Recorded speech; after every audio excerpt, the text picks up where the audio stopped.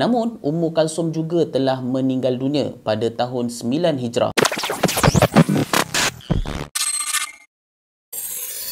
Assalamualaikum warahmatullahi taala wabarakatuh. Siapakah Uthman bin Affan? Nama beliau ialah Uthman bin Affan bin Abil bin Ash bin Umayyah. Beliau lahir ketika mana Nabi Muhammad SAW berumur 5 tahun dan telah memeluk agama Islam dari suruhan Sayyidina Abu Bakar As-Siddiq. Sebelum Sayyidina Uthman bin Affan ni masuk Islam, beliau merupakan seorang saudagar yang memiliki kekayaan yang sangat besar. Jadi, setelah Uthman bin Affan memeluk agama Islam, beliaulah yang menjadi antara penyumbang besar harta dalam perjuangan Islam bersama dengan baginda Nabi Muhammad SAW.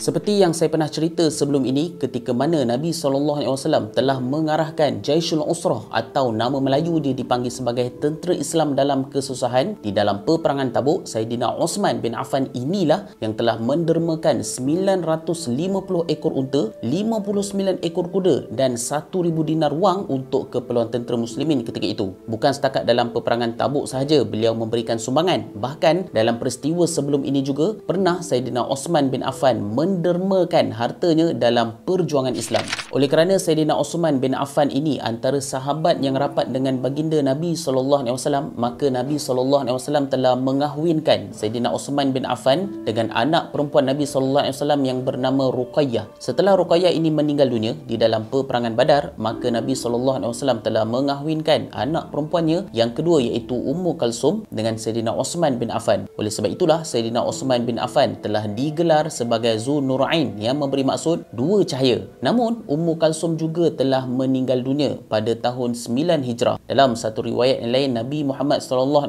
ada menyebutkan, andai kata ada puteriku yang ketiga, tentu aku akan mengahwinkan dengan kamu lagi, iaitu dengan Sayyidina Uthman bin Affan.